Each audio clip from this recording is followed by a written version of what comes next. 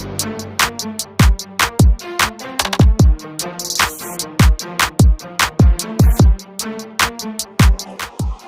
geng, assalamualaikum warahmatullahi taala wabarakatuh. Alhamdulillah bila beza kita sudah pun siap 100%. Wah.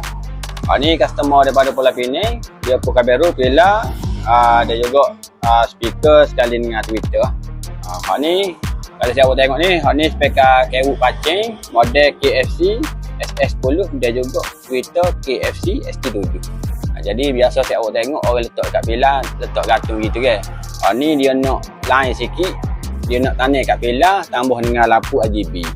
Lampu RGB ni dia kelebihan dia, si awak boleh ke pakai remote nak kalah gapo boleh berlaku. Balut kita pakai kain Alcantara Japan Series. Tak ada pakai fiber deh.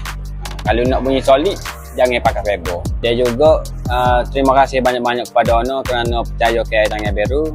Jadi hok mana berminat dengan pilar custom, si awak boleh rojo nama baru di bawah ni ataupun si awak boleh direct sekali kat bio, boleh bikin harga. Berapa harga? Saya awak layan video ni sampai habis. Terus.